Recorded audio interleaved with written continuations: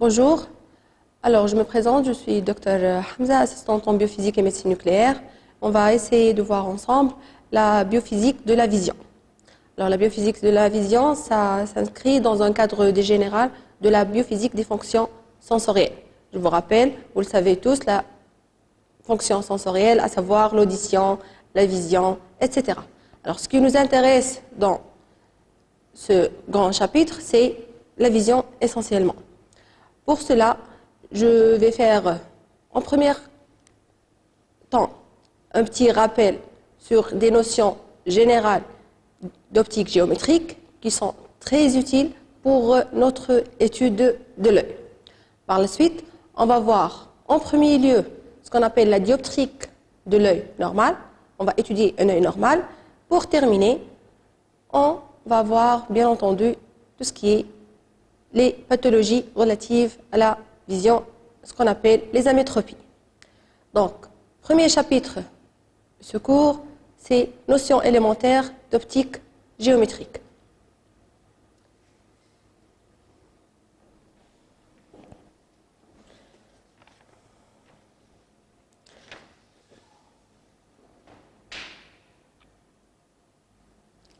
Alors, par définition, la vision, c'est l'élaboration d'une sensation à partir d'une information de type lumineuse. Alors, cette élaboration de sensation passe essentiellement par deux grandes étapes. La première étape, ce qu'on appelle la transmission, c'est-à-dire la lumière va passer d'une source au récepteur qui est dans notre cas de figure la rétine. Cette étape-là, elle obéit aux lois de l'optique géométrique et c'est ce qui nous intéresse le plus dans notre étude. Au-delà de la transmission, on va voir ce qu'on appelle la transduction. La transduction, finalement, c'est quoi? C'est la transformation de cette information lumineuse en information nerveuse. Cette transformation se produit au sein même de la rétine, puis cette transformation, cette information lumineuse va passer à travers le nerf optique pour arriver aux aires visuelles primaires au niveau de notre cerveau où il y aura l'interprétation de cette information nerveuse. Donc, pour récapituler, il y a deux grandes parties, deux moyens d'études différents. Pour ce qui est de la transmission, c'est l'optique géométrique, c'est ce qui nous intéresse le plus. Au-delà, la transduction, c'est plutôt de la part de la physiologie oculaire et on ne va pas voir cette partie tout au long de ce chapitre-là. Donc on va passer directement au premier chapitre, à savoir rappel élémentaire d'optique géométrique.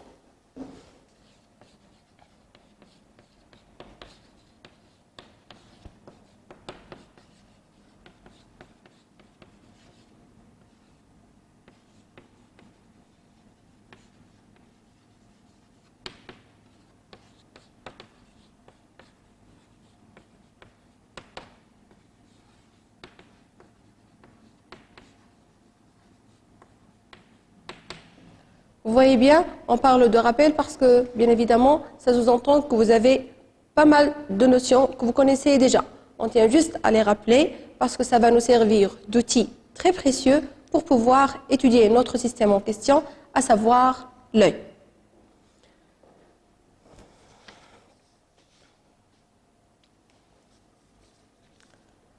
Donc, comme généralité, on doit étudier, bien évidemment, premièrement, le signal. On s'intéresse à la lumière. Donc la lumière, il faut savoir, je vous le rappelle, j'invente rien, c'est qu'on peut décrire la lumière soit sous forme d'onde, il s'agit d'une onde électromagnétique, soit sous forme de corpuscule. C'est ce qu'on appelle la dualité onde-corpuscule. Donc dans notre étude, ce qu'on va servir, le modèle qui nous intéresse, c'est plutôt le modèle ondulatoire. Le modèle corpusculaire, ça ne nous intéresse pas. Il n'est pas utile dans notre étude. Deuxièmement, par rapport aux sources de la lumière, il faut savoir que la lumière, ça provient de sources, à savoir les sources telles que le soleil, la lampe, ça constitue des sources primaires parce qu'ils émettent la lumiire. Mais puisqu'on arrive à voir pas mal de choses dans notre entourage, c'est que, alors que ça n'émet pas de rayonnement lumineux, en fait, on arrive à les voir non pas parce qu'ils émettent, mais parce qu'il y a une réflexion de la lumière. Tout objet autre qu'une source primaire permet de la réflexion de cette lumière-là. On parle cette fois-ci non plus de source primaire, mais de source secondaire. Alors, il faut savoir également, je suppose que vous savez déjà, que la lumière peut se propager dans le vide. Elle se propage selon une célérité C, qui est égale à 3 à 10 puissance 8 mètres par seconde. En dehors du vide, la lumière peut se propager dans n'importe quel milieu, mais avec une vitesse petit v qui est inférieure à la célérité. Et on définit un élément très important qu'on appelle l'indice de réfraction, petit n, notez petit n, qui est égal à C sur V. C'est le rapport C, célérité de la lumière, par rapport à V, c'est la vitesse de propagation de la lumière dans le milieu en question. Donc n, c'est relatif au milieu en question. Alors, il est évident que n est toujours supérieur à 1, puisque V est toujours inférieur à C. Et cet indice de réfraction, finalement, ça traduit quoi? Ça traduit la capacité d'un milieu donné à ralentir la lumière, à ralentir la propagation de la lumière. C'est pratiquement la traduction de cet indice de réfraction. Cet indice de réfraction, il varie entre une valeur qui se rapproche de 1 pour l'air, pour atteindre plus que 2, je me souviens, 2,3 je pense, pour le diamant. Donc pour chaque milieu, il y a un indice qui lui est caractéristique, qui lui est spécifique. Alors on a terminé avec ces généralités que je suppose que vous les connaissez parfaitement. On va définir maintenant ce qu'on appelle le système optique.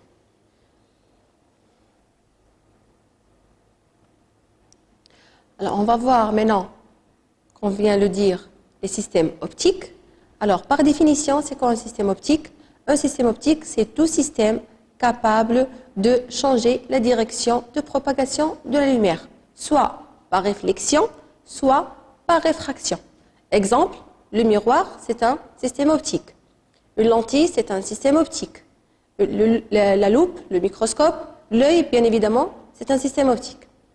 Alors, cette déviation, elle n'est pas arbitraire.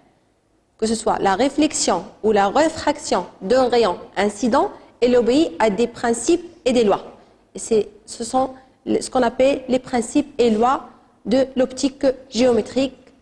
Donc, on va commencer premièrement par les deux principes de l'optique géométrique. Le premier principe,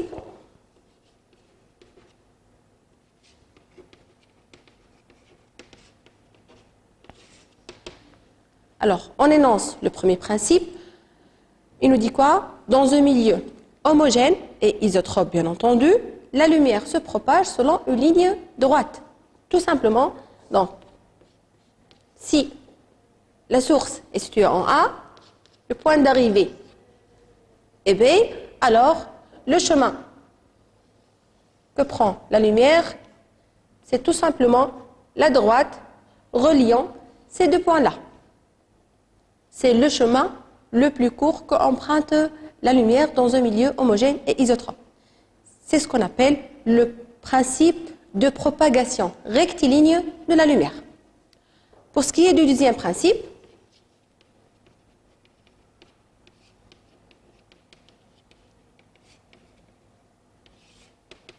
en fait,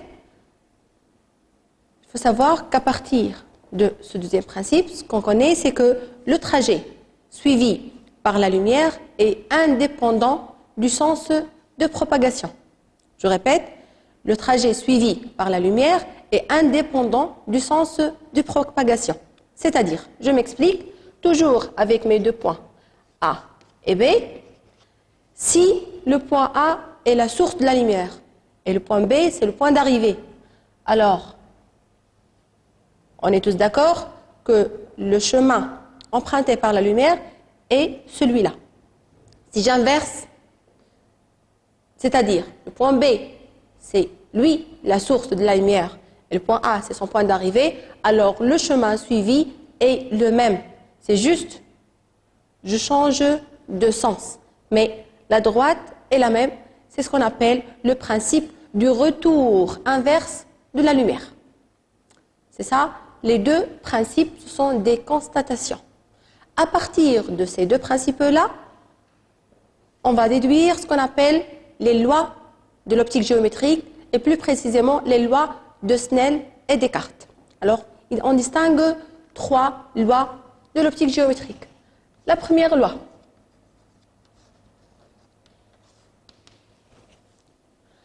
Alors, si je suppose que j'ai un rayon incident selon ce sens de propagation dans un milieu d'indice N1. On est tous d'accord, ça obéit au premier et au deuxième principe, ça va se propager selon une ligne droite, aucun problème. Le problème se pose lorsqu'on va passer d'un milieu d'indice N1 à un deuxième milieu d'indice différent. Il y aura donc ce qu'on appelle une surface de séparation, une interface entre le premier et le deuxième milieu d'indice de réfraction différents. La question qui se pose, que va-t-il se passer? On s'est mis d'accord qu'il y aura deux phénomènes, que vous le savez tous, je suppose, à savoir la réflexion dans le premier milieu et la réfraction dans le deuxième milieu. On va s'intéresser en premier lieu à la réflexion, à partir de la première loi de l'optique géométrique. Alors, à partir de cette première loi, qu'est-ce qu'on a comme information? Donc, cette première loi nous dit que le rayon réfléchi et le rayon réfracté appartiennent à un même plan qu'on appelle le plan d'incidence, qui est défini par quoi? Qui est défini par le rayon incident et la normale à la surface de séparation. Je m'explique. Mon rayon incident, je définis mon point d'incidence que j'appelle grand I, je dessine la normale à cette surface de propagation, de séparation, pardon, et là, le plan du tableau qui est défini par le rayon incident et la normale, ça me permet de définir le plan d'incidence, qui est finalement le plan du tableau. Alors, la première loi nous dit quoi? Que le rayon réfléchi et le rayon réfracté, tous les deux, appartiennent au plan du tableau. Ça vous paraît évident, mais en fait, pas du tout. Parce qu'un rayon réfléchi pourrait être dans un autre plan, autre que celui du tableau. Donc, cette première loi, elle nous dit que aussi bien le rayon réfléchi que le rayon réfracté appartiennent à ce plan-là, le plan d'incidence. Ça, c'est l'information fournie par la première loi. Pour ce qui est de la deuxième loi, ça s'intéresse au rayon réfléchi. Alors, il faut savoir que le rayon réfléchi, il va se faire selon un angle. Alors, l'angle d'incidence et l'angle de réflexion sont égaux et de signe contraire, tout simplement. Donc, si petit i, j'appelle petit i mon angle d'incidence, alors l'angle de réflexion, c'est celui-là, avec petit i égale moins petit r.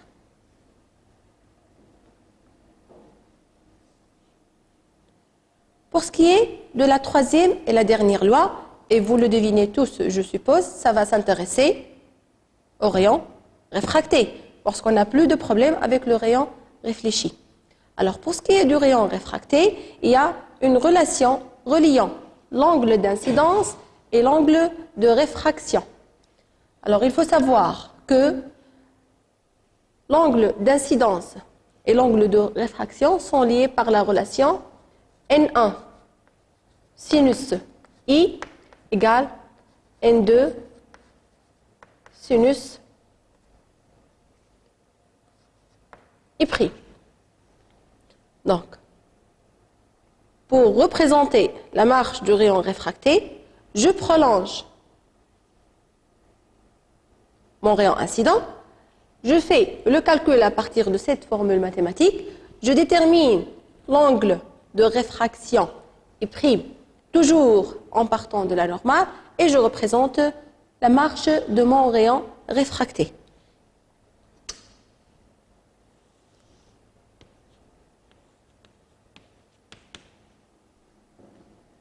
Alors, une petite remarque, si I et I' sont petits,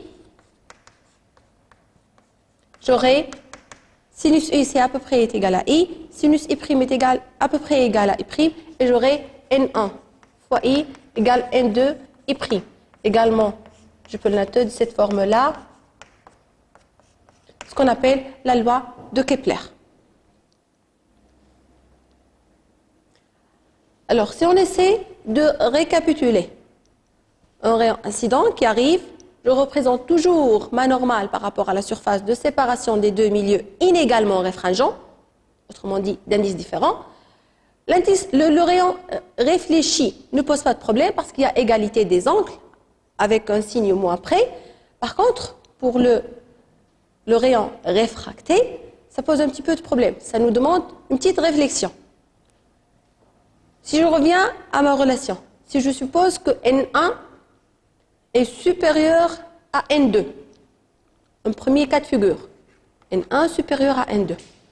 Donc, je dis que la lumière, le rayon incident, va passer d'un milieu N1, d'indice N1, à un milieu qui est moins réfringent, d'indice plus faible. Donc, en passant d'un milieu d'indice N1 à un autre qui est moins réfringent, la lumière, je peux faire la démonstration, lorsque N1 est supérieur à N2, alors obligatoirement I est inférieur à I'. Donc j'aurai un angle I' supérieur et mon rayon réfracté aura cette allure-là. Il va s'éloigner de la normale. On dit que le milieu N1 est plus réfringent par rapport à N2 et N2 est moins réfringent par rapport à N1. Si je prends cette fois-ci le cas inverse,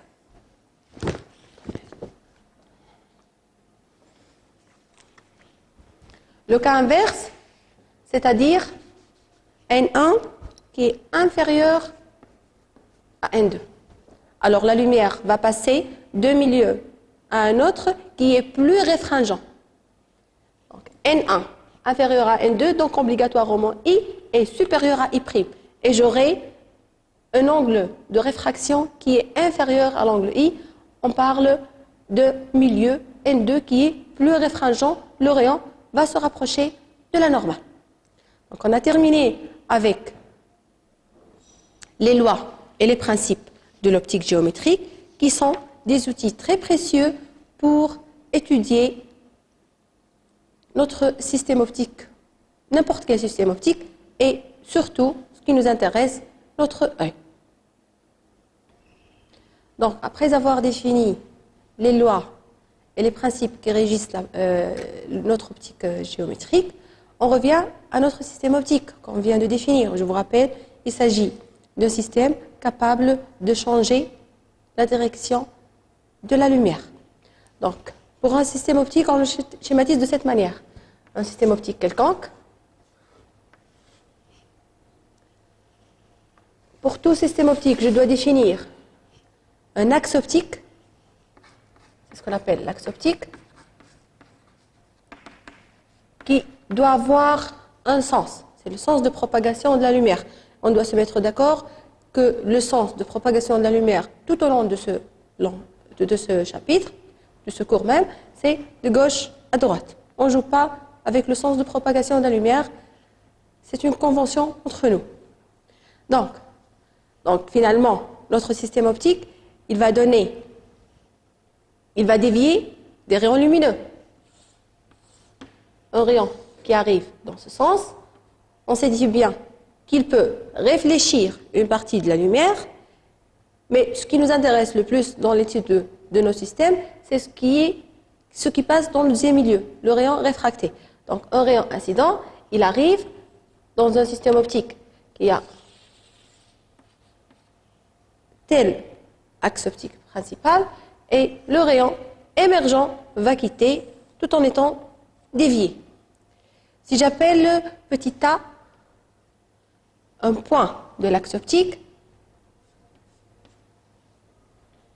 ce qu'on appelle l'objet, c'est par définition, c'est quoi un objet ponctuel?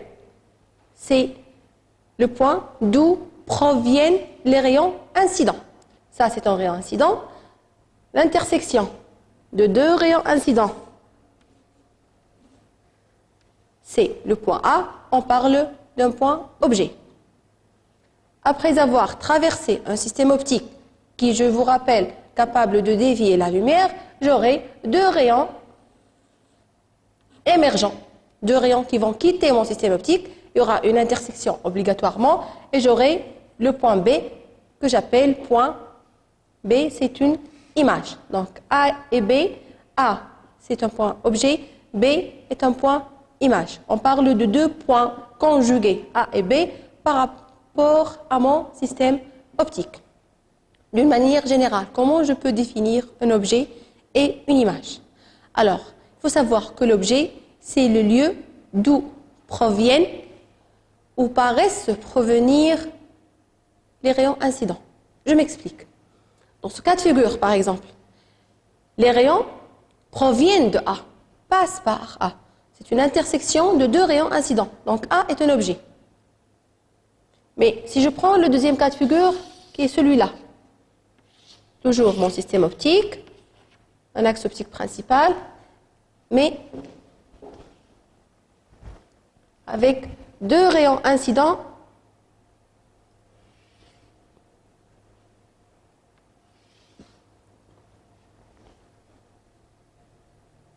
alors, la définition me dit que le point objet, c'est d'où proviennent mes rayons incidents. Mais malheureusement, mes rayons arrivent non pas en convergent, mais en divergent. Alors, où est-ce qu'il est le point d'incidence? Finalement, c'est le prolongement. Mon objet, c'est le prolongement de ces deux rayons-là. Donc, A, c'est mon objet. Mais cette fois-ci, il n'est pas réel parce que ce n'est pas l'intersection proprement dite des rayons incidents, mais c'est l'intersection de leur prolongement. On dit que A est un objet virtuel. De la même manière, je peux définir une image. Une image, c'est quoi? C'est le lieu d'où arrivent ou semblent arriver les rayons émergents cette fois-ci. Donc dans ce cas de figure, les rayons émergents, leur intersection me donne le point B. B est dit une image réelle. Dans le cas contraire, où les rayons émergents, leur intersection, c'est plutôt celle de leur prolongement, j'aurai une image plutôt virtuelle et non pas réelle. Donc si j'essaie de récapituler par rapport à mes espaces objet réel, image réelle, je dirais que l'objet est dit réel s'il se trouve avant la face d'entrée d'un système optique. Par ailleurs, au sein même du système optique et après, il est dit objet virtuel. Pour ce qui est de l'image, une image est dite réelle si elle se trouve après la face de sortie d'un système optique. Par ailleurs, elle est dite virtuelle.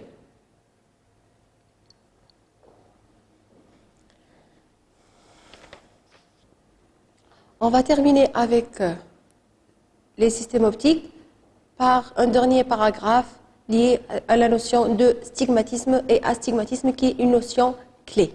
J'insiste bien là-dessus.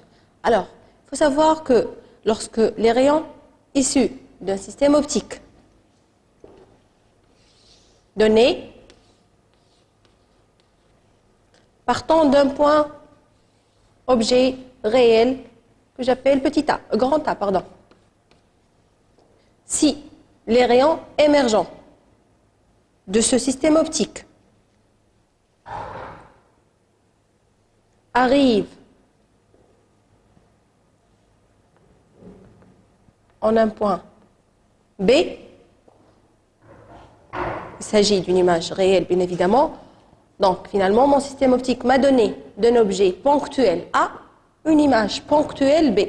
On dit que mon système optique et stigmate. Il assure le stigmatisme.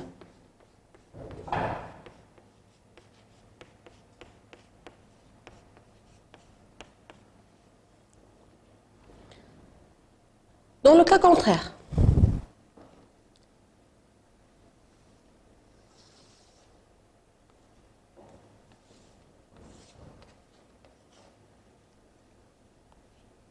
si mes rayons incidents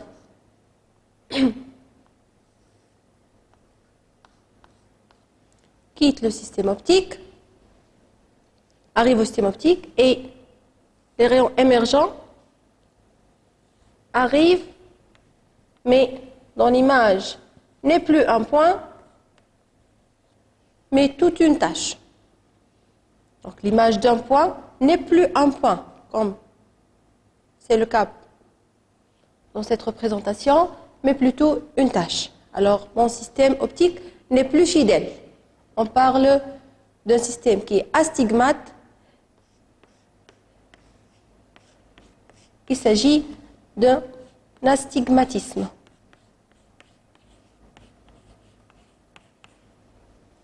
Alors, il faut savoir que parmi tous les systèmes optiques, uniquement le miroir plan assure le stigmatisme pour tous les points de l'espace. C'est uniquement le miroir plan qui assure le stigmatisme pour tout point de l'espace. Par ailleurs, pour tous les autres systèmes optiques, le stigmatisme n'est assuré que pour quelques points de l'espace. Par ailleurs, notre système optique n'assure pas, malheureusement pour nous, le stigmatisme. Alors, pour surmonter ce problème, on a posé une situation intermédiaire entre le stigmatisme et l'astigmatisme. Je m'explique.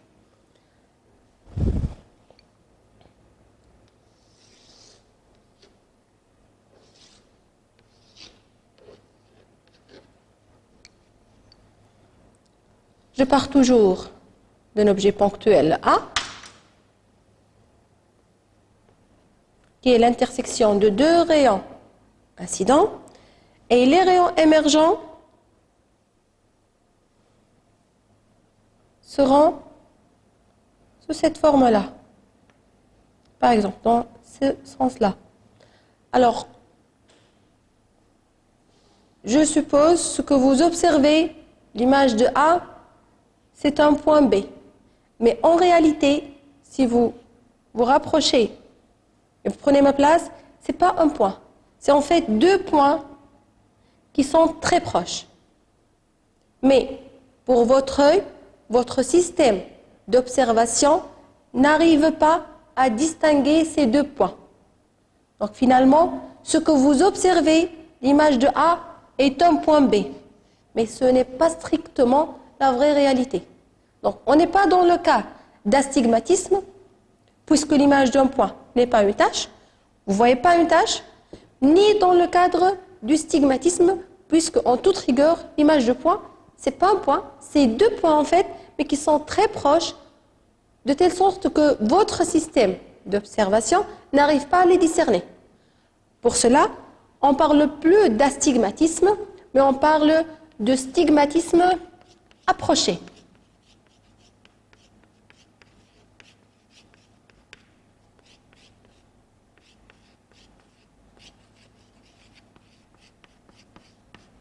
Contrairement au premier cas de figure que j'appelle non plus stigmatisme tout court, mais stigmatisme rigoureux.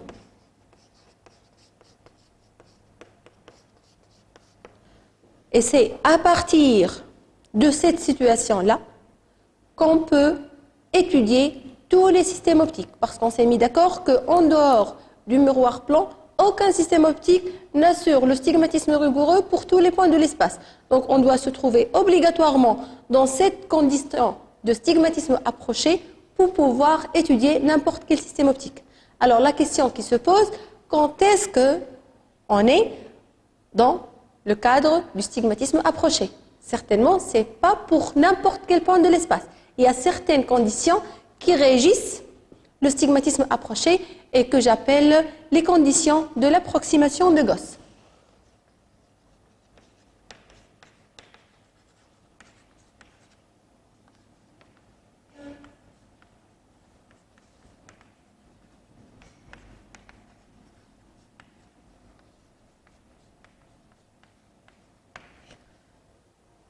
Ces conditions me définissent quoi, finalement? Ce sont les conditions que je dois satisfaire pour dire que je suis, en fait, dans le cadre du stigmatisme approché.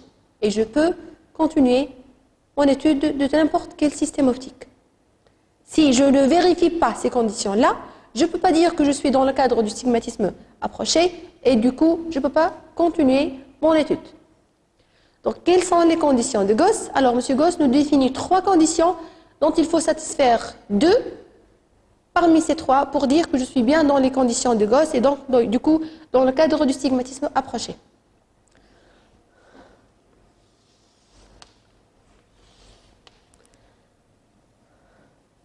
Un rayon incident qui arrive sur une surface transparente, mais qui est cette fois-ci sphérique, elle n'est plus plane. On va changer un tout petit peu et séparons bien évidemment 2 milieux d'indices différents. Donc le rayon d'incidence, il va arriver, j'ai un point d'incidence grand I et il sera dévié. Le rayon réfracté va émerger selon cette direction par exemple. Si on applique bien entendu les lois de l'optique géométrique toujours. Alors, M. Gauss nous dit que les conditions du stigmatisme approché sont les suivantes. Premièrement, il faut que le rayon incident soit peu écarté de l'axe optique. Donc l'angle θ doit être très faible. Ça, c'est la première condition de Gauss. La deuxième condition, c'est que l'angle d'incidence doit être petit également. Alors la question qui se pose, où est-ce qu'il est mon angle d'incidence? Alors, si je représente toujours de la même manière mon point d'incidence, la normale à cette surface, et je vous rappelle, la normale à une surface sphérique, elle passe par le centre de la sphère. Donc ça, c'est ma normale, et ça, c'est mon angle d'incidence. Donc l'angle d'incidence petit i, et doit être également faible. Et finalement, la troisième condition, c'est la hauteur d'incidence petit h qui devrait également être faible. Et vous voyez bien que si I et θ sont faibles, h est obligatoirement petite. Donc, par conséquent, il faut satisfaire à 2 parmi ces 3 conditions pour dire que je suis bien dans les conditions de l'approximation de Gauss et j'ai le droit de parler de stigmatisme approché. Bien.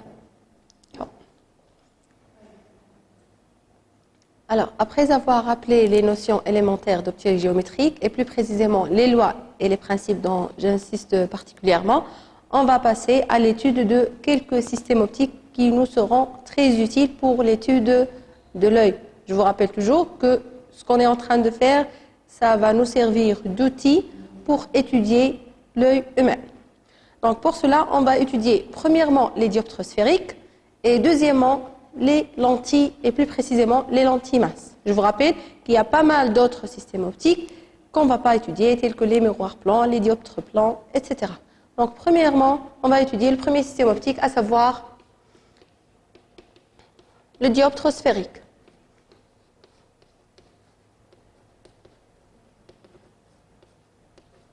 Alors, c'est quoi un dioptre sphérique? Un dioptre sphérique, c'est l'ensemble de 2 milieux inégalement réfringents qui sont séparés par une surface sphérique transparente qu'on représente de cette manière. Donc, une surface sphérique transparente séparant 2 milieux inégalement réfringents. Alors, par quoi on caractérise un dioptre sphérique? Il est caractérisé par les indices des milieux d'entrée et du milieu de sortie, par un sommet S, un centre C, un rayon SC et en mesure algébrique, c'est très important. Ça, c'est ce qu'on appelle les caractéristiques d'un dioptre sphérique. Alors, il faut savoir que le dioptre sphérique assure le stigmatisme rigoureux, un terme qu'on connaît parfaitement maintenant, c'est uniquement pour certains points de l'espace, en particulier pour son centre C. Pourquoi? Parce qu'un rayon incident qui arrive en passant par le centre C du dioptre n'est pas dévié. Pourquoi? Parce qu'en fait, l'angle d'incidence, il est nul.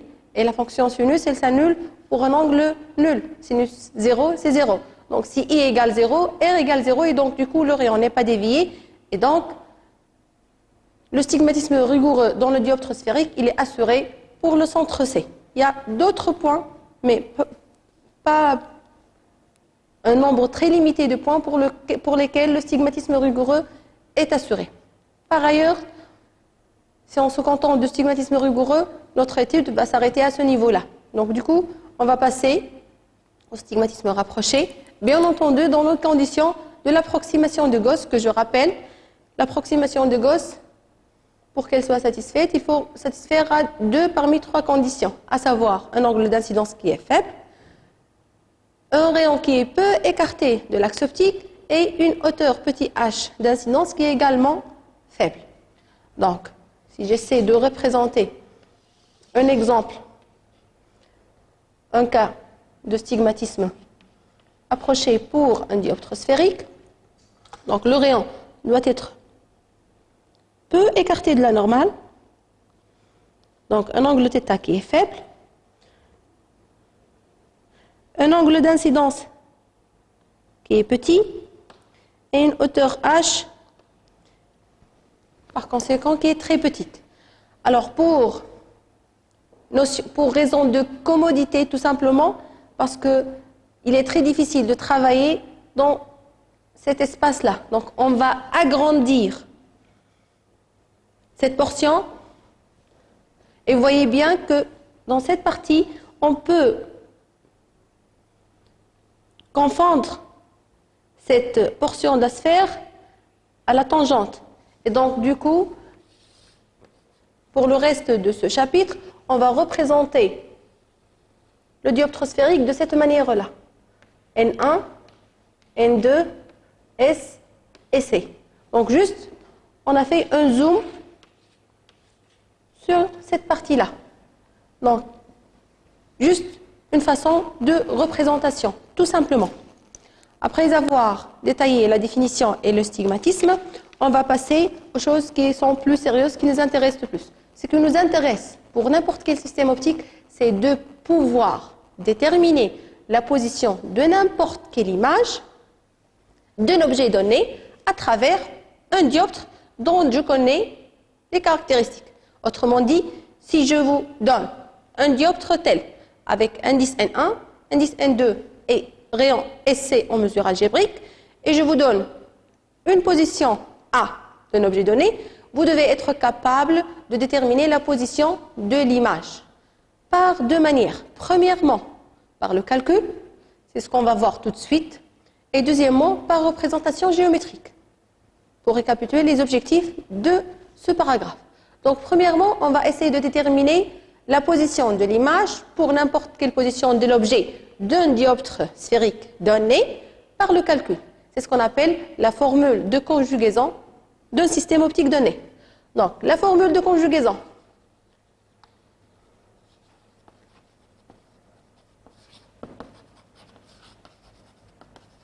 D'un dioptre sphérique. C'est quoi une formule de conjugaison d'une manière générale? Pour tout système optique, c'est une relation mathématique qui relie la position de l'objet à celle de l'image en fonction uniquement des caractéristiques du dioptre. Quelle est la forme de la formule de conjugaison d'un dioptre sphérique? On ne va pas faire la démonstration, ce n'est pas l'objectif du cours. Je vais vous donner directement la résultante. Elle est de la forme N2 sur SA' moins N1 sur SA égale N2 moins N1 sur SC. Alors, comment je peux lire cette formule de conjugaison? N2, c'est le milieu de sortie. Sur SA' en mesure algébrique, c'est ce qu'on appelle la proximité de l'image. C'est la position de l'image par rapport au sommet du dioptre. Toujours en mesure algébrique. Moins N1, c'est le milieu d'entrée de la lumière, sur SA, ce qu'on appelle la proximité de l'objet. C'est la position de l'objet par rapport au sommet de mon dioptre. Est égal N2 moins N1, la différence des indices de réfraction par rapport au rayon. Et vous voyez bien que cette relation relie la position de l'image à celle de l'objet en fonction uniquement des caractéristiques du dioptre. Il n'y a aucune donnée autre que les caractéristiques du dioptre. Ça s'appelle la formule de conjugaison d'un dioptre sphérique, origine au sommet. C'est par rapport au sommet. Par analogie, il y a ce qu'on appelle la formule de conjugaison origine au centre. On peut la démontrer, mais ce n'est pas l'objectif. On va se contenter de cette formule de conjugaison d'un dioptre sphérique, origine au sommet.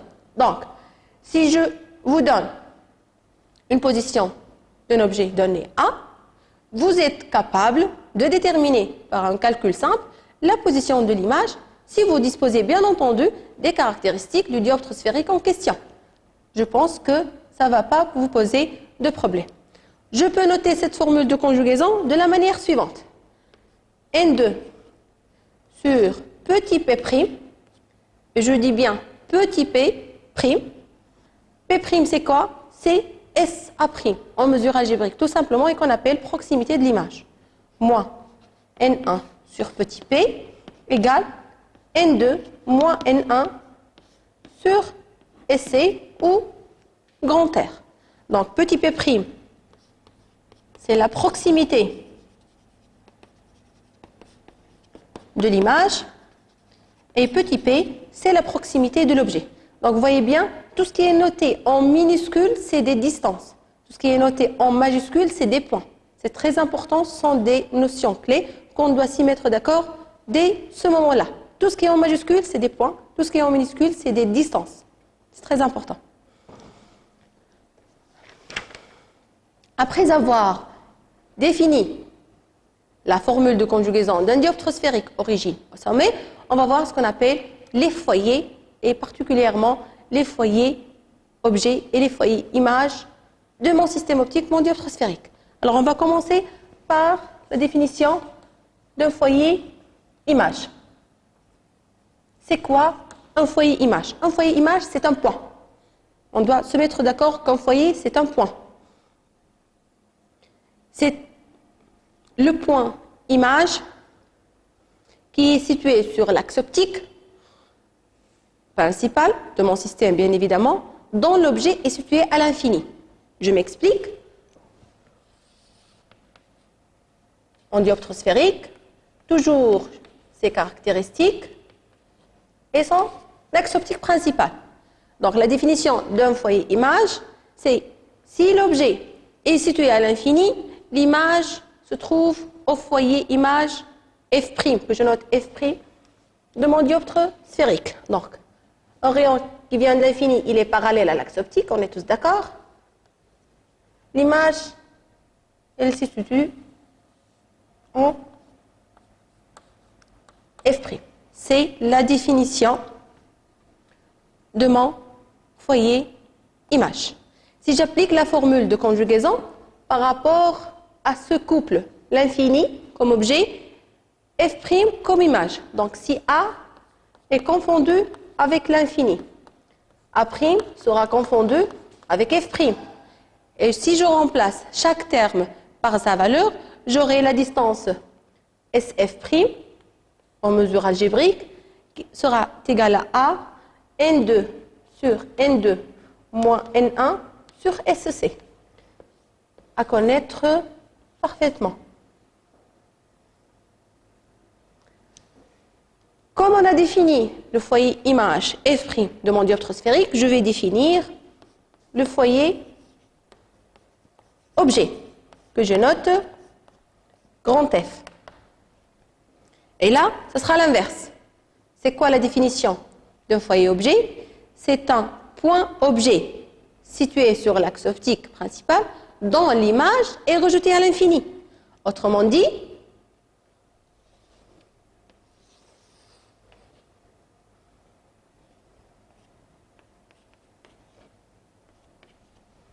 un rayon incident qui arrive en passant par F, le foyer-objet, l'image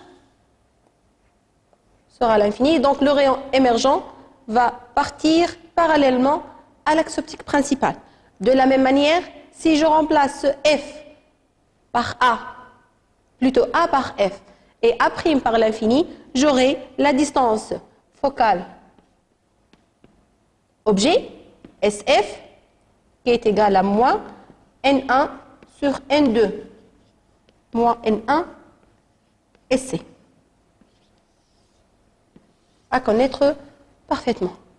Comme on a défini le foyer image et le foyer objet, je peux également définir les distances focales image et les distances focales objet. Bien entendu, distance, ça sera en minuscule. Donc, c'est quoi une distance focale image? C'est tout simplement SF', que je note petit f'. Petit f', c'est la distance focale image. Et petit f, c'est la distance focale objet, tout simplement.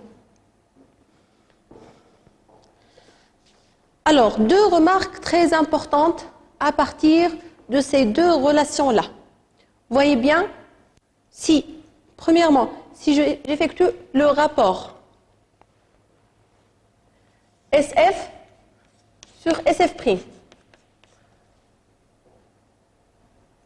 vous voyez bien qu'on aura un signe moins. Donc, SF sur SF' est une entité négative. C'est-à-dire, en fait, si les mesures algébriques SF et SF' sont de signes contraires, c'est que tout simplement F et F' sont de part et d'autre de S. Si F est de ce côté-là, obligatoirement F' est de l'autre côté. Et inversement. Et donc, si elles sont de part et d'autre, c'est qu'ils sont de même nature. Pourquoi? Parce que si F est en avant,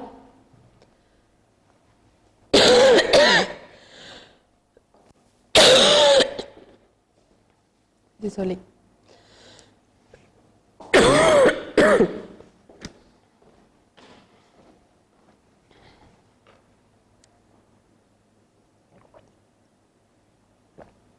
مش تقصها هذه نعاودوا من SF بري.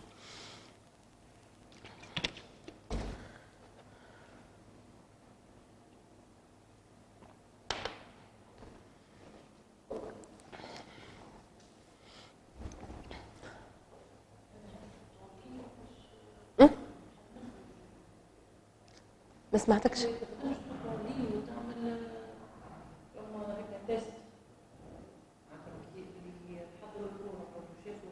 اي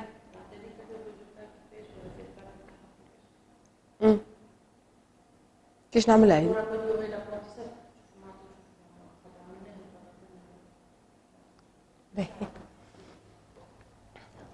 Alors, deux remarques importantes par rapport à ce qu'on vient de voir. Si on effectue le rapport SF sur SF', on aura un rapport qui est de la forme moins N1 sur N2, qui est une entité négative, puisque les indices de réfraction sont toujours positifs. Autrement dit, SF en mesure algébrique par rapport à SF' sont de signes opposés. Et donc, ça signifie que F et F' sont de part et d'autre de S. Et donc, ils sont de même nature. Si SF est négative, et SF' est positif. Donc, F est avant S et F' après. Et donc, ils sont tous les deux réels. Dans le cas contraire, tous les deux, ils sont virtuels. Donc, F et F', ce qu'on doit retenir, c'est qu'ils sont, pour un dioptre sphérique, de même nature et de part et d'autre de S.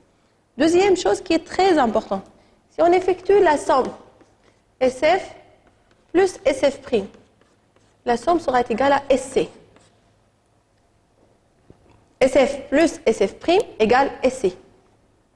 C'est-à-dire quoi? C'est-à-dire que F et F' sont symétriques par rapport au milieu de SC.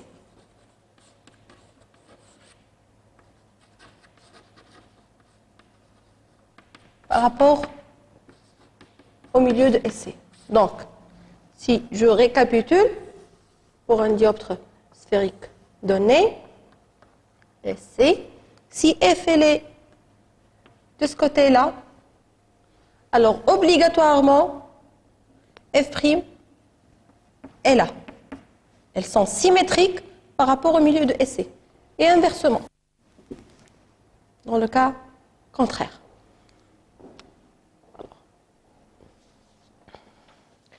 Également, une autre caractéristique du dioptre sphérique, ce qu'on appelle la puissance du dioptre sphérique. Alors, quelle est la puissance du dioptre sphérique donné?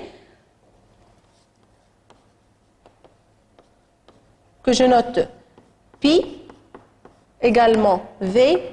Alors, on va clôturer avec la notion de puissance. Il faut savoir que la puissance, également appelée vergence, qu'on note grand pi, grand V ou grand D. C'est quoi la puissance pi d'un dioptre sphérique? C'est tout simplement N2 moins N1 sur SC. C'est finalement cette entité-là. Quelle est l'unité de la puissance? En l'équation en dimension, c'est une longueur moins 1. Donc l'unité, tout simplement, c'est le mètre moins 1 qu'on note, qu'on appelle dioptrie, petit delta. Il faut faire attention toujours par rapport à la mesure algébrique SC. L'unité, c'est le mètre pour avoir un résultat en dioptrie. Alors, il faut savoir que on distingue selon la puissance du dioptre, parce que vous voyez bien, une puissance, ce n'est pas obligatoirement une entité positive. Pi peut être positive comme elle peut être négative. Si la puissance pi est positive, on parle de dioptre convergent. Dans le cas contraire, il s'agit de dioptre divergent.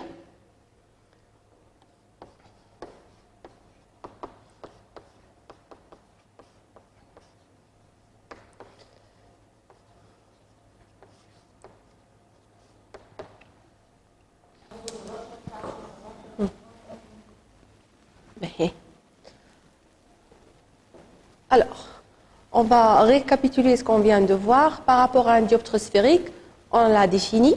Ses caractéristiques, c'est les indices N1, N2, respectivement des milieux d'entrée et de sortie, et le rayon, et c'est en mesure algébrique toujours. On a défini la formule de conjugaison d'un dioptre sphérique origine au sommet, qui est de cette forme-là. Et je vous rappelle, le deuxième terme, ça correspond finalement à la puissance pi du dioptre. SF, c'est la distance focale objet, elle est de la forme moins N1 sur pi. Et SF', la distance focale image, elle est de la forme N2 sur pi. Alors, une petite remarque avant de passer à la deuxième partie de ce cours. Pour un dioptre convergent, on a dit que la puissance, pi, elle est positive. Donc, autrement dit, si pi, elle est positive, SF', elle est positive, et SF, elle est négative. Donc, finalement, pour un dioptre convergent, la puissance, elle est supérieure à 0. F et F' sont tous les deux réels, puisque SF est négatif, donc F est avant S, et F', elle est après S. Donc, un dioptre convergent peut être représenté de cette façon-là, avec une puissance qui est positive. F, elle est de ce côté-là. F', elle est symétrique par rapport au milieu de SC. Et ils sont tous les deux réels. Dans le cas contraire, pour une puissance qui est négative, un dioptre qui est divergent, SC, donc pi négative, donc finalement SF', elle est négative. Donc F', il faut faire attention, elle est de ce côté-là. Donc le foyer image d'un dioptre divergent, il est virtuel. Et F, le symétrique par rapport au milieu de SC, le foyer objet d'un dioptre sphérique divergent, il est également virtuel. Après avoir détaillé les caractéristiques, disons, mathématiques d'un dioptre sphérique, et qui nous permettent de deviner la position de n'importe quelle image d'un objet donné en s'aidant des caractéristiques de notre dioptre, on va essayer de déterminer cette position, non plus par le calcul, mais cette fois-ci par la représentation graphique. Et pour cela, on aura besoin de rayons caractéristiques. Alors, les rayons caractéristiques pour un dioptre convergent. Le premier rayon que je maîtrise parfaitement, qui est le plus simple, c'est celui qui passe par le centre C. Un rayon qui passe par C, on est tous d'accord, il n'est pas dévié. Le deuxième rayon, c'est celui qui arrive en passant par le foyer objet. Par définition, un rayon qui arrive en passant par F, il émerge parallèlement à l'axe optique. Et finalement, le troisième rayon, c'est celui qui arrive parallèlement à l'axe optique. Il va émerger en passant par le foyer image. Ça, ce sont les trois rayons caractéristiques dont on va s'aider pour représenter l'image d'un objet donné à travers un dioptre convergent. On va passer cette fois-ci pour le dioptre divergent. Toujours la même logique.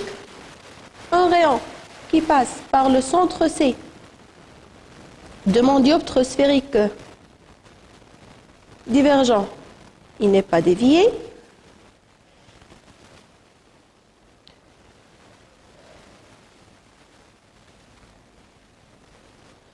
Le rayon qui arrive, il faut faire attention, vous devez me suivre. Le rayon qui arrive en passant par F, il va émerger parallèlement. Sauf que F, il est situé après F, il est virtuel. Donc le rayon, il ne va pas passer vraiment par F, mais il va sembler passer par F.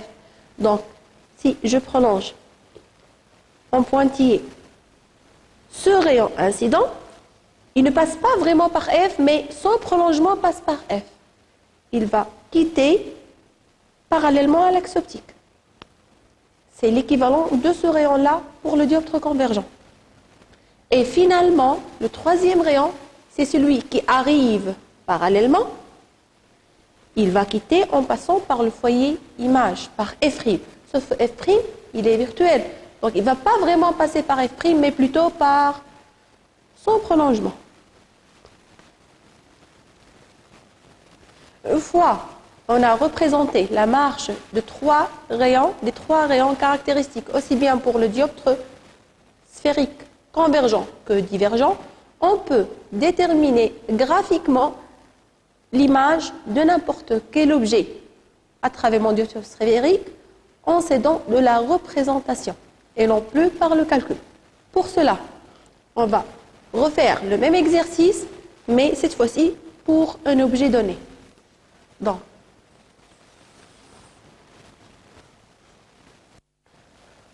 premier cas, un dioptre sphérique toujours convergent, c'est le cas le plus simple. Donc, on commence toujours par positionner mes foyers, objets et images. Je vais prendre un objet, un segment de droite A, B. Alors, il faut savoir, avant de représenter la marche du rayon lumineux, je vais ouvrir une petite parenthèse. Il faut savoir que pour représenter la marche, l'image d'un objet, un segment AB, ça revient finalement à déterminer l'image des couples A et B. Pour le reste des points, si l'image de A c'est A', l'image de B c'est B', le prolongement des deux points, ce sera l'image A'B'. C'est ce qu'on appelle le principe d'aplanitisme. Autrement dit, le problème de détermination de l'image d'un objet B, un segment, ça revient finalement à la détermination de l'image du point B. Par la suite, une simple projection sur l'axe optique permet de déterminer le point A' et finalement l'image en totalité A'B'. On va mieux comprendre en représentant la marge des rayons lumineux provenant de B. Donc, j'aurai besoin de deux rayons, parce qu'un point, c'est l'intersection de deux droites. Donc, finalement, l'image de B, le premier rayon, c'est celui qui va passer par C, et qui n'est pas dévié. Le deuxième rayon, c'est celui qui va arriver parallèlement à l'axe optique et qui va passer par F'.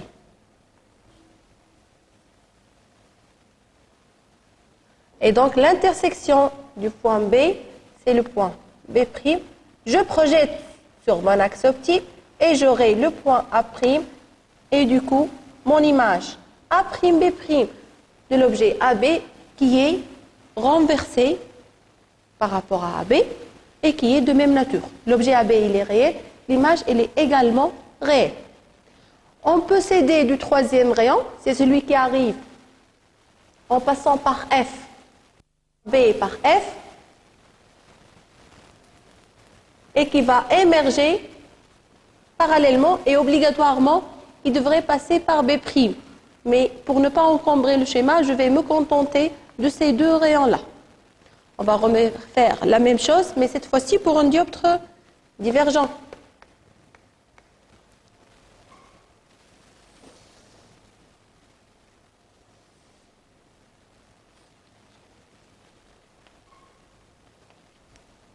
Il faut faire toujours attention en positionnant les foyers.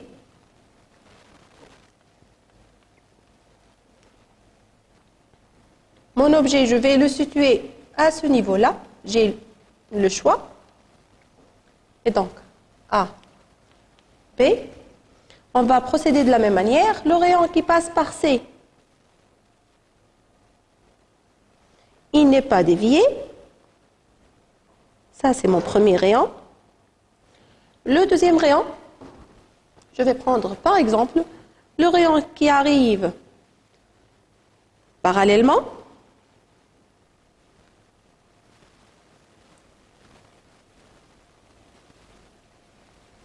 Il va émerger en passant par F'. Puisqu'il s'agit d'un dioptre divergent, F', il est virtuel, donc il va sembler passer par F'.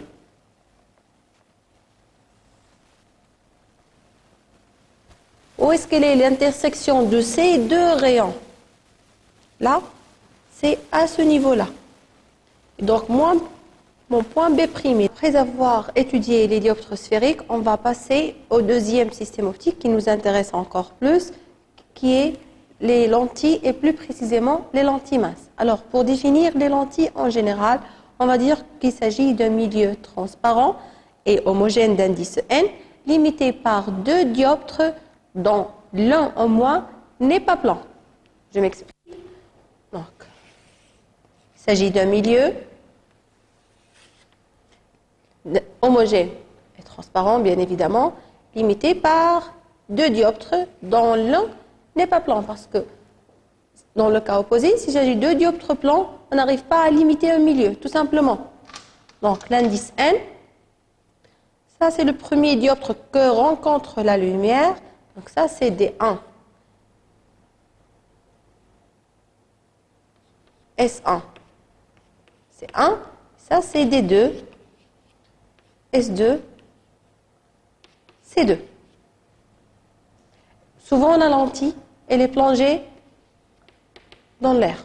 Donc, on va s'intéresser à ce cas de figure, une lentille plongée dans l'air. Par quoi elle est caractérisée, une lentille? Elle est caractérisée par son indice N, par ses rayons S1C1 et S2C2, toujours en mesure algébrique, par son épaisseur S1, S2, et bien évidemment par son axe optique. Alors on va s'intéresser, je l'ai dit dès le début, aux lentilles plutôt minces plongée dans l'air. Alors, dans quel cas de figure on parle de lentille mince? Tout simplement lorsque l'épaisseur petit e, qui est égale à S1, S2, elle est très inférieure au rayon R1, qui est S1, C1, et très inférieure à R2. Dans ce cas de figure, je peux parler de lentille mince, que je note grand L, grand M, et j'ai le droit de dire que S1 est confondu avec S2, que je note S, il s'agit du centre et du sommet seront confondus de ma lentille mince. Alors, pour une lentille mince plongée dans l'air, il faut savoir que le stigmatisme rigoureux est assuré uniquement pour S. Le rayon qui passe par S n'est pas dévié. Par ailleurs, on a le droit de travailler que dans les conditions de Gauss. On va procéder de la même manière avec le même plan que le dioptre sphérique. Donc, premièrement, on va voir la formule de conjugaison.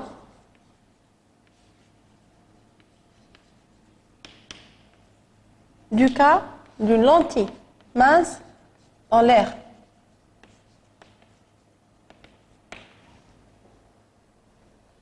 Alors, on ne va pas faire la démonstration, je vais vous donner juste le résultat. La formule de conjugaison, elle est de la forme 1 sur SA' moins 1 sur SA est égal à pi. Pi, c'est la puissance de ma lentille mince. SA' et SA, ce sont les proximités respectivement image et objet. Et 1, pourquoi 1? C'est parce que ma lentille, tout simplement, elle est plongée dans l'air. Pi, il est égal à n-1, 1 sur R1, moins 1 sur R2. Mais ce que je vous demande de connaître, c'est uniquement cette relation. Après avoir déterminé la formule de conjugaison de lentille mince qui va nous permettre de deviner la position de n'importe quelle image d'un objet donné si on connaît la puissance de notre lentille mince, je vais enchaîner et je vais déterminer les foyers. Je vais commencer par le foyer objet d'une lentille mince plongée dans l'air. Alors, c'est quoi la formule de conjugaison c'est quoi le foyer objet d'une lentille mince plongée dans l'air? La définition, elle est la même. Un foyer objet que je note grand F, c'est une position, c'est un point de l'axe optique dont l'image est située à l'infini. Donc, si je remplace A par F, A' sera à l'infini et tout simplement, j'aurai 1 sur, directement, SF est égal à moins 1 sur pi. Et SF, je peux nommer également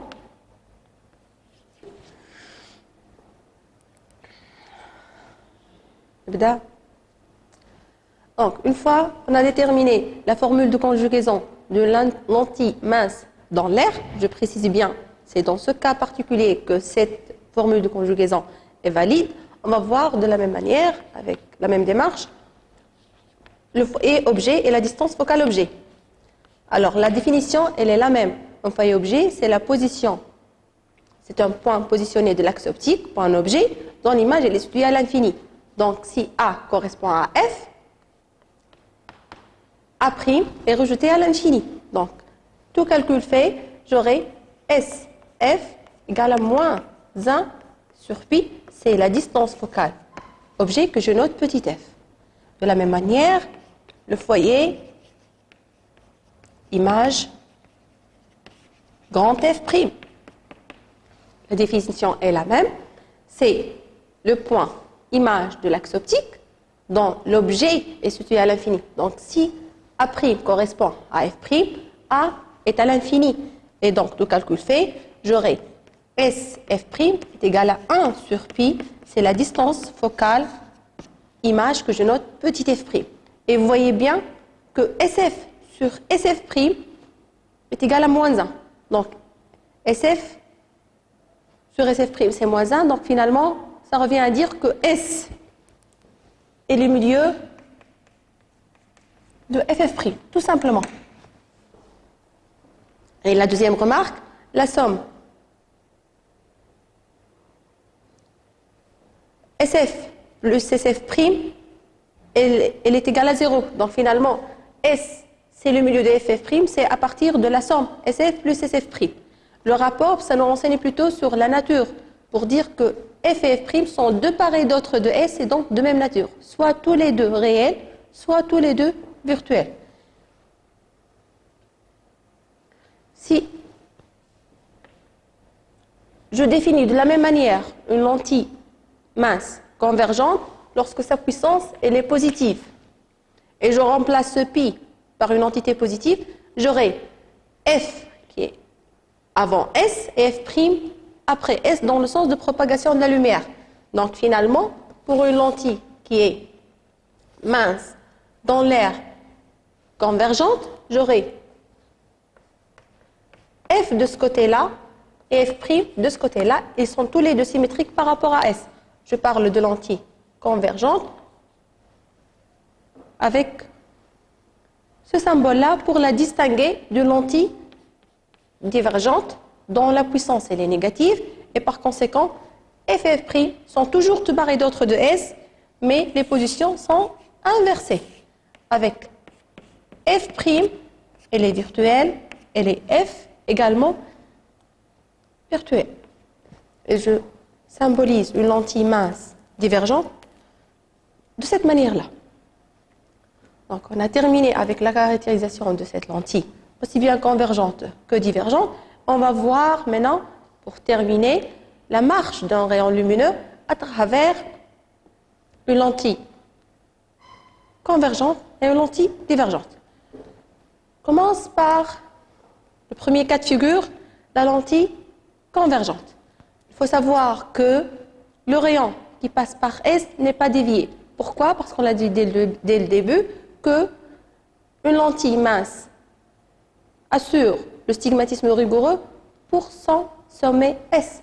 Donc le rayon qui passe par S n'est pas dévié.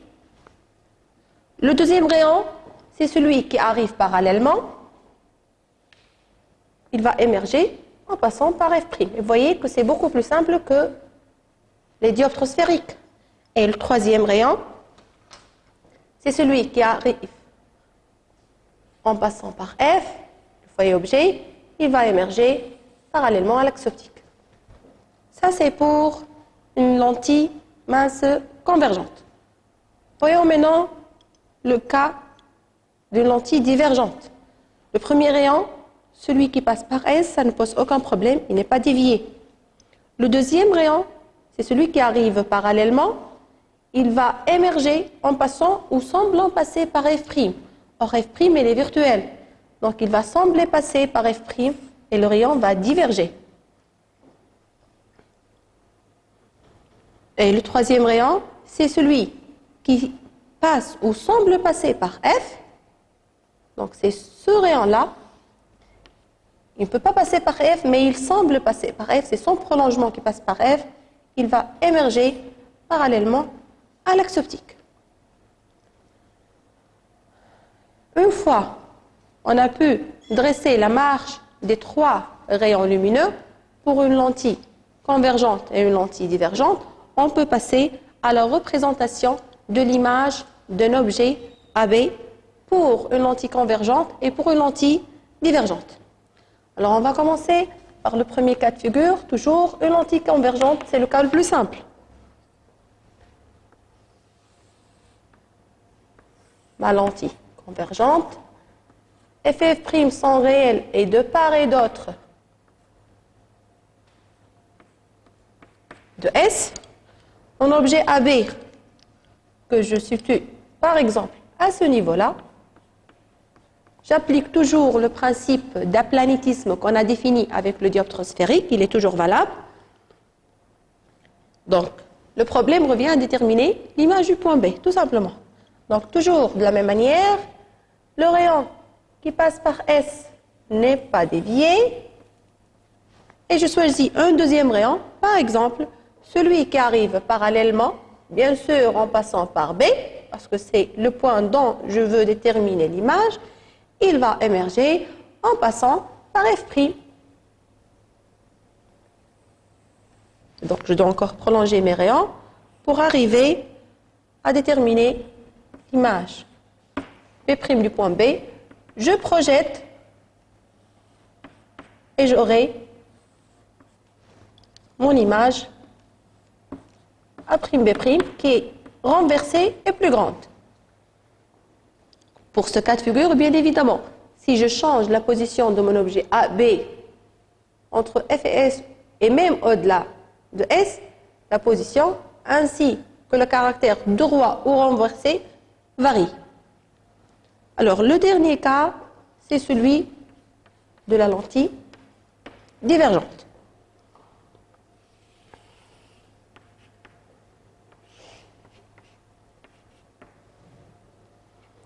Mon sommet S, mes foyers F et F', qui sont cette fois-ci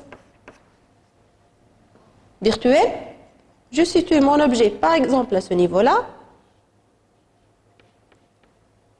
A, B. Alors, je procède toujours de la même manière. Je choisis 2 parmi 3 rayons, comme vous voulez. Le plus simple, c'est celui qui passe par S, qui n'est pas dévié. Le deuxième rayon, je choisis par exemple celui qui arrive en semblant passer par F. Ce rayon-là, qui semble passer par F et qui passe bien évidemment par B, il va émerger parallèlement à l'axe optique. Et donc l'intersection, où est-ce qu'elle est? Il faut faire attention, c'est en prolongeant le rayon. L'image, c'est l'intersection des rayons émergents, celui-là et celui-là. Donc je prolonge et j'aurai mon point B', et donc par conséquence, mon image A'B', que j'aurais dû représenter en pointillé parce qu'il s'agit d'une image virtuelle. Elle est située avant la face d'entrée. C'est une image qui est droite et qui est plus petite. Alors, on a terminé avec le dernier système optique qu'on cherche à étudier, qui est les lentilles minces. Alors, juste pour clôturer, il faut savoir que les lentilles minces, on a pu les caractériser. On a la formule de conjugaison de ce système optique. On a pu déterminer la position des foyers objets et des foyers images. On a pu tracer la marche des rayons lumineux caractéristiques ainsi que la position d'une image à partir de n'importe quel objet. Et donc, du coup, la lentille mince devient un système qui est simple et que je peux associer. Donc, je peux associer 2 lentilles, 3, voire plus. Je vous donne l'exemple du microscope. Le microscope, il s'agit d'une association de 2 lentilles, ce qu'on appelle l'objectif et l'oculaire. Ça, c'est le microscope, il s'agit de l'association de 2 lentilles minces et qu'on appelle doublé. L'association de 2 lentilles minces, ça s'appelle doublé. Ce qu'il faut retenir par rapport au doublé, c'est une seule chose, c'est qu'en fait, la puissance d'un doublé, qui est l'association de 2 lentilles minces, n'est pas strictement égale à la somme des puissances des lentilles qui le constituent. Je m'explique. Si je prends le cas de 2 lentilles, je choisis l'exemple de 2 lentilles convergentes, L1 puis L2 dans le sens de propagation de la lumière.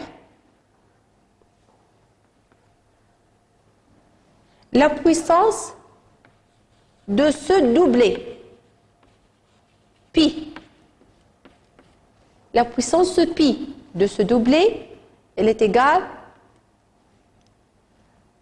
à la puissance pi1 plus pi2 moins une entité que je note petit delta, qui dépend de la distance d entre les 2 lentilles.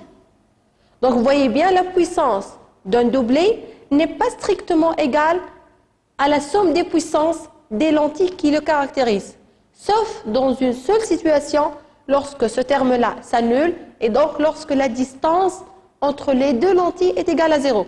Donc autrement dit, je n'ai le droit de dire que la puissance d'un doublé est égale à la somme des puissances des lentilles qui le constituent que si et seulement si le doublé est accolé.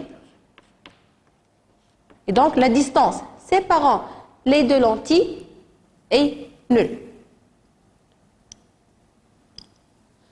On a clôturé avec ce premier chapitre concernant les notions élémentaires et les outils nécessaires pour l'optique géométrique et qui vont nous servir pour étudier l'œil. C'est notre objectif ultime, je vous rappelle, dans le cadre de la biophysique de la vision. C'est bon.